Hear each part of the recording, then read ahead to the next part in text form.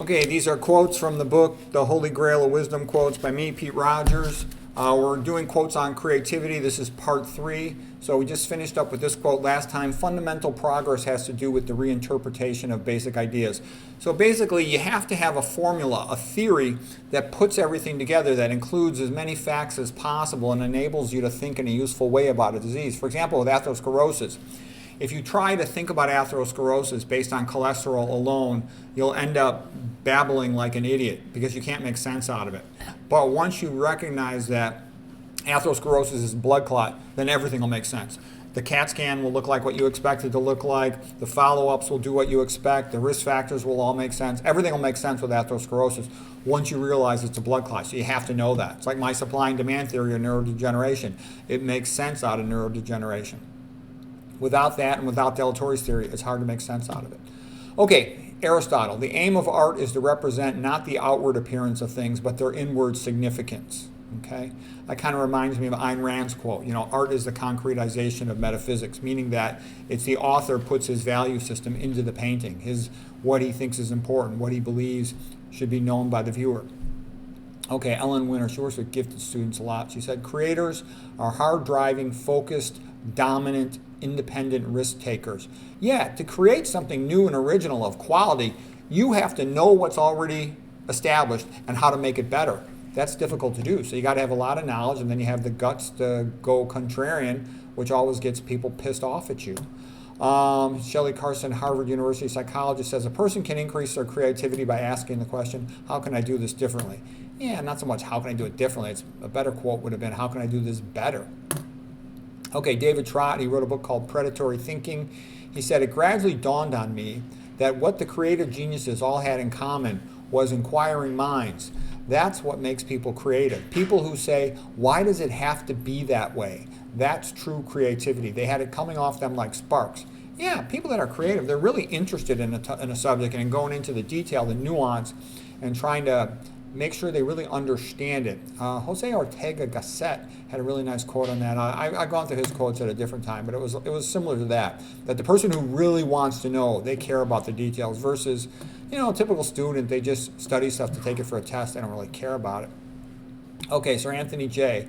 The uncreative mind can spot the wrong answer, but it takes a creative mind to spot the wrong questions. Yeah, and I think what happens to med students is they just assume everything in their books is correct and comprehensive. It's not until years later, when none of the patients get better, they go, you know what? I think we're missing something. What could it be? Oh, the vegan diet and epidemiology and toxicology. Okay, Eric Soto. The most eminent scientists and artists are people who see questions where most people see only the prevailing answers. In short, being creative is first a matter of discovering a question. Yeah, you have to be pursuing something. When I learned a lot about all these diseases, because I asked fundamental questions. What causes diabetes? What causes hypertension? What causes atherosclerosis? What causes neurodegeneration? That leads you to the truth, not just memorizing what the book chapter says. There's a great book about John Boyd. He was Colonel John Boyd. He was a fighter pilot. Okay, this is when he changed the art of war. The name of the author is Robert Coram. It's a great book because Boyd was a genius. And he had been a pilot around the time of the Korean War, Vietnam War. He was an innovator in the design of jets and strategy. And he was a fascinating guy. He was really kind of an eclectic loner. And as a typical pattern is he was sort of exiled from the central core of the air, force. They didn't like him. They thought he was an asshole because he would say whatever the truth was, and very often it would contradict what the big money, high-ranking players wanted. They'd be getting some type of good deal. Let's just leave it at that, a good deal based on promoting some project for their group. And he would say, that's bullshit. You could do it better this way or this or that. And they wouldn't want his input. And so he spent a lot of time, and he arranged his whole life so he could have tons of time to read, and he read everything related to flying and strategy. Those were his areas of interest. He came up with the concept of the OODA loop, how you constantly have to test and then adjust, retest, and it's very clever when you see it. It's how you can keep adapting very quickly and thus learn really quickly. Here's a typical quote by Boyd. If you want to understand something, take it to extremes or examine its opposites. And examine its opposites is a good one. A lot of times I found that the way I can figure out what the truth is just say, What if the opposite of what the so-called expert says is the truth? And you'll be amazed how the exact opposite of what the expert says is the real truth. And that happens in tons of situations. That's very common in medicine, you know. Like they say, oh, no one knows what causes hypertension. Then you look it up and you go, yeah, it's obvious what causes hypertension and diabetes and coronary artery disease. Okay. Boyd, whenever he would make a discovery, he would pick up the phone and call one of his friends, including if it was 1 o'clock, 2 o'clock, 3 o'clock in the morning. So they were very annoyed with him, but they also liked it because when he picked up the phone and called him, it was because he really had made a true breakthrough discovery. And Boyd says sometimes you have to take a pick. He says very often you have to take a pick.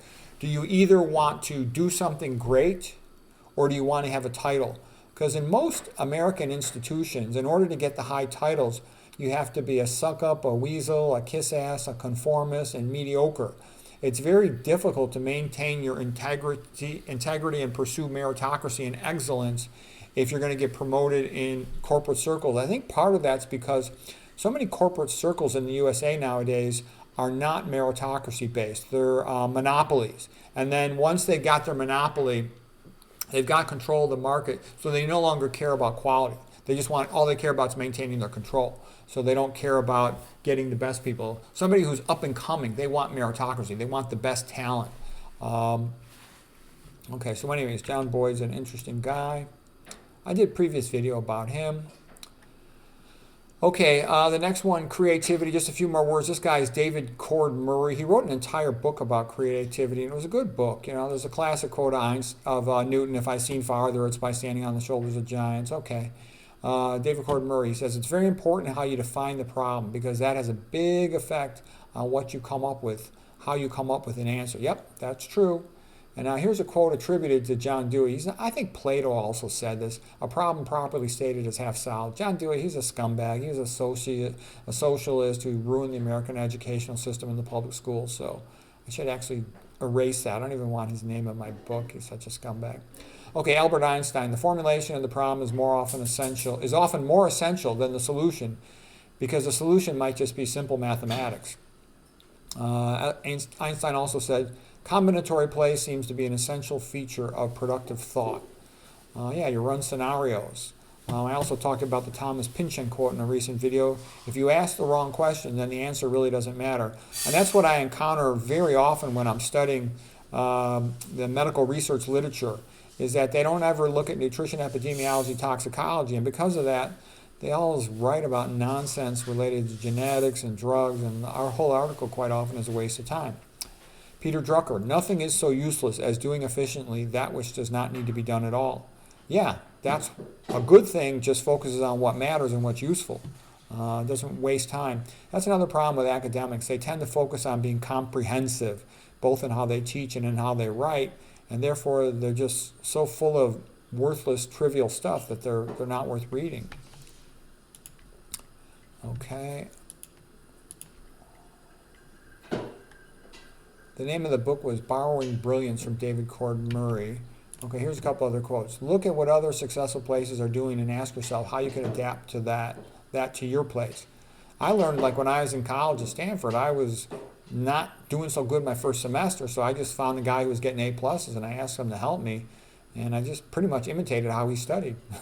Making condensed notes was the big thing at that time that helped me. Okay, David Cord Murray, ideas come from other ideas, all good ideas do.